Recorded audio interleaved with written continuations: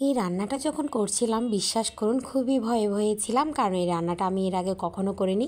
প্রথমবার এই রান্নাটা ট্রাই করলাম আর ভাবছিলাম সত্যি কি রান্নাটা আসলে আদৌ খাওয়ার যোগ্য হবে নাকি পুরোটাই নষ্ট হবে। তো যাই হোক, অনেক টেস্টি হয়েছিল রান্নাটা, খুব ভালো হয়েছিল। ভাবছেন তো কী রান্না করেছি? রান্না করেছি চিকেন, আর চিকেনটা রান্না করেছি মেটে আলু দিয়ে। যারা আমার আগের ভিডিওগুলো দেখেছেন তারা জানেন হয়তো আমার মায়ের হাতে লাগানো যে শেষ আলু গাছটা ছিল। তো এই আজকে যে রান্নাটা করছি এই আলুটা কিন্তু একদম সর্বশেষ আলু। এরপরে মায়ের হাতের লাগানো আর কোনো কিছুই হয়তো হয়তো হ্যাঁ আছে, ফল গাছ আছে, সে ফলগুলো খাবো, কিন্তু এই আলুটা কিন্তু শেষ ছিল। এরপরে আর মায়ের হাতের লাগানো আলুর গাছের আলুর স্বাদ আর কখনো পাবো না। তো যাই হোক, তো আমি আলুটা কিন্তু রান্না করেছিলাম চিকেন দিয়ে। তো আজকে প্রথমবার ট্রাই করেছিলাম রান্নাটা, আর ভাবলাম আপনাদের সাথেও একটু শেয়ার করি। রান্নাটা করার সময় যতটা ভয় পাচ্ছিলাম, রান্নাটা আসলে ততটাও খারাপ হয়নি, কারণ আলু তো আসলে মাংস দিয়ে তো আলুটা খাওয়াই যায়। হয়তো এটা একটু ভিন্ন স্বাদের আলু, একটু গোল আলু দিয়ে আমরা সবাই তো মাংস রান্না করেই খাই, কিন্তু এটা হয়তো অন্য স্বাদের একটা আলু। আর পাহাড়িরা, আমাদের এখানে পাহাড়ি এলাকা অনেক রকমের আলু পাওয়া যায়, পাহাড়িরা কিন্তু অনেক রকমের আলু দিয়েই কিন্তু তারা মাংসটা রান্না করে খায়। তো আজকে আমি প্রথমবার মেটে আলু দিয়ে ট্রাই করছি। আর এটা আপনারা এর আগে কেউ খেয়েছেন কিনা, যদি খেয়ে থাকেন অবশ্যই আমাকে কমেন্ট করে জানাবেন। আর আমি এখন কিন্তু এখানে চিকেনটা একটু বড় সাইজের করে কেটে নিয়েছি, আর তার সাথে আলুটাও একটু ডুমু ডুমু করে কেটে নিয়েছি। তো আলুটা কিন্তু একটু ভাপিয়ে নিতে হবে, কারণ মেটে আলু একটু ভাপিয়ে নিতে হয়, কারণ মেটে আলুতে এক ধরনের একটা কষ থাকে। তো সে কারণে আপনি মেটে আলুটা যেভাবেই রান্না করেন না কেন, মেটে আলু কিন্তু অনেকভাবেই রান্না করা যায়। এর আগেও আমি আরও একটা রেসিপি এখানে শুটকি দিয়ে মেটে আলু রেসিপিটা আমি এখানে শেয়ার করেছি আপনাদের সাথে। তো মেটে আলু কিন্তু অনেকভাবেই খাওয়া যায়। মারা দেখতাম তখন আরও নিরামিষ তরকারিতে রান্না করে খেত মেটে আলু। তারপরে আমাদের যে পহেলা বৈশাখে যে পাঁচন রান্না করা হয় সেখানে কিন্তু মেটে আলুটা কিন্তু মাস্ট। কার্তিক পুজোর যে পাঁচন রান্না করা হয় সেটা তো মেটে আলুটা মাস্ট দিতে হয়। তো মেটে আলুটা নানাভাবে রান্না করে খাওয়া যায়, আর চিংড়ি মাছ দিয়েও রান্না করে খাওয়া যায়। তো আজকে আমি প্রথমবার মাংস দিয়ে ট্রাই করছি। তো আপনারা যদি কেউ আপনাদের হাতের কাছে মেটে আলু থেকে থাকে তাহলে আপনারা এভাবে একবার ট্রাই করে দেখতে পারবেন।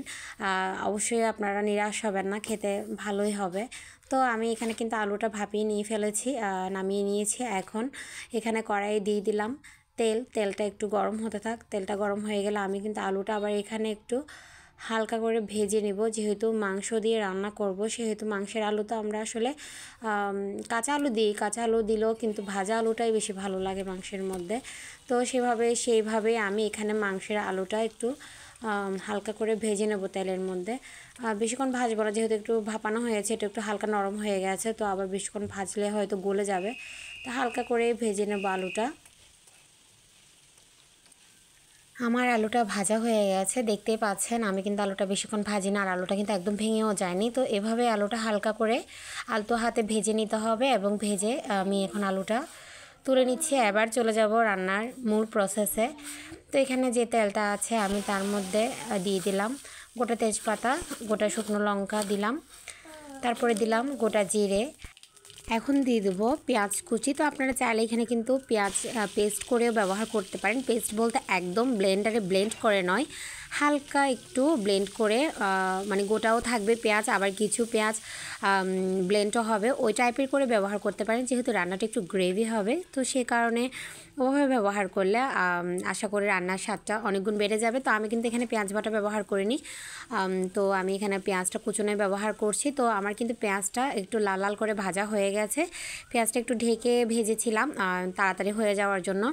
তো পেঁয়াজটা ভাজা হয়ে যাওয়ার পর আমি এখানে দিয়ে দিচ্ছি গোটা জিরা বাটা।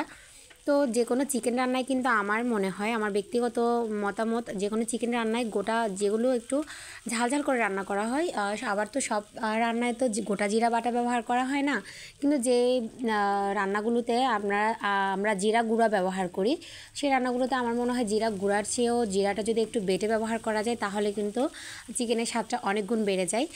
তো আমার জিরা বাটাটা আমি এখানে একটু কষিয়ে তার মধ্যে দিয়ে দিলাম রসুন বাটা। তো রসুন বাটাটাও একটু হালকা করে কষিয়ে নিলাম। তো তারপরে দিয়ে দিলাম কাঁচা লঙ্কা বাটা। তো এই রান্নায় একটু কাঁচা লঙ্কা বাটা ব্যবহার করলে রান্নার স্বাদটা অবশ্যই একটু বাড়বে, কারণ হচ্ছে মেটে আলুর মধ্যে গুঁড়ো লঙ্কার চেয়েও কাঁচা লঙ্কাটা একটু বেশি, কাঁচা লঙ্কার স্বাদটা একটু বেশি ভালো লাগে। তো সে কারণে আমি এখানে একটু কাঁচা লঙ্কা বাটা দিলাম। কাঁচা লঙ্কা বাটা দেওয়ার পরে তারপরে দিয়ে দিলাম এখানে আমি আদা বাটা, কাঁচা লঙ্কা বাটা, রসুন বাটা সব কিছু ভালো করে কষিয়ে তার মধ্যে দিয়ে দিলাম হালকা পরিমাণে জল, মানে অল্প পরিমাণে জল।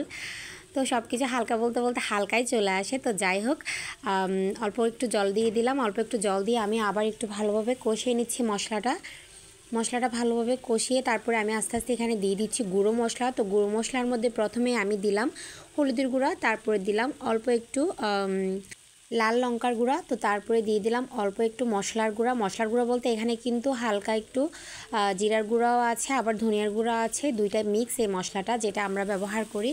তো আপনারা চাইলে শুধু ধনিয়ার গুঁড়া থাকলে শুধু ধনিয়ার গুঁড়া ব্যবহার করতে পারেন, কারণ যেহেতু আমরা গোটা জিরাটা বাটা ব্যবহার করেছি। তো আর এখানে জিরা গুঁড়া কিন্তু ব্যবহার না করলেও চলবে, তো আমি অল্প একটু ব্যবহার করেছি। তো তারপরে দিয়ে দিলাম পরিমাণ মতো লবণ। তো লবণ দিয়ে আমি মশলাটা ভালোভাবে কষিয়ে নিলাম। আমি কিন্তু এই রান্নাতে আমি খুব বেশি তেল ব্যবহার করিনি, অল্প একটু তেলেই কিন্তু রান্নাটা করছি। তেল মশলা খুবই কম দেওয়ার চেষ্টা করেছি আমি। তো আপনারা আপনাদের পরিমাণ মতো আপনারা আপনাদের নিজেদের চয়েস মতো মশলাটা ব্যবহার করতে পারেন, তেলটাও ব্যবহার করতে পারেন কম বেশি করে। তো আমি একটু অল্প তেলে রান্না করার চেষ্টা করেছি। তো আমার মশলাটা কষানো হয়ে গেছে, কিন্তু আমি এখানে যে মাংসটা কেটে ধুয়ে পরিষ্কার করে রেখেছিলাম সেই চিকেনটা আমি এখানে দিয়ে দিলাম। তো আমি কিন্তু এখানে কোনো এক্সট্রা কোনো জল ব্যবহার করিনি, আমি শুধু মশলার মধ্যেই চিকেনটা কষিয়ে নেব, কারণ চিকেন থেকেই কিন্তু জলটা বেরিয়ে আসবে ঢাকা দেওয়ার পর। তো আমি মশলার সাথে চিকেনটা ভালোভাবে মিক্স করে আমি ঢাকা দিয়ে দিয়েছি। তো ঢাকা দিয়ে কিছুক্ষণ পরে আবার ফিরে আসছি। তো এই যে ফিরে এলাম, দেখুন চিকেন থেকে কিন্তু অল্প একটু জলও বের হয়েছে, আবার তেলটাও কিন্তু উঠে এসেছে, মশলাটা কিন্তু খুব সুন্দর তেল ছেড়ে দিয়েছে।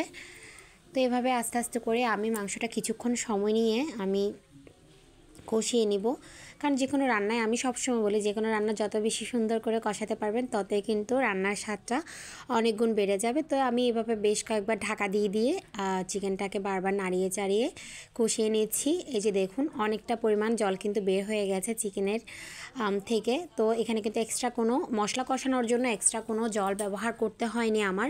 আর আমি একদম জলটা একদম সবার লাস্টে ব্যবহার করব, গ্রেভির জন্য জলটা ব্যবহার করব। তার আগে কিন্তু আমি শুধু এই যে মাংসের জল দিয়ে কিন্তু মাংসটা ভালো করে কষিয়ে নেব। তো আবারও ঢাকা দিয়ে দিলাম। তো আবার এই যে দেখুন মোটামুটি কিন্তু আমার মাংসটা মোটামুটি কষানো হয়ে গেছে। তো বারবার একটু ঢাকা দিয়ে মাংসটাকে বারবার করে কষিয়ে নিচ্ছি। তো মোটামুটি কিন্তু আমার মাংস কষানো শেষ। তো আমি এখন এখানে যে আলুটা আমি ভেজে রেখেছিলাম সেই আলুটা কিন্তু আমি এখন এখানে অ্যাড করে দিব। তো আবার একটু নাড়াচাড়া করে দিচ্ছি।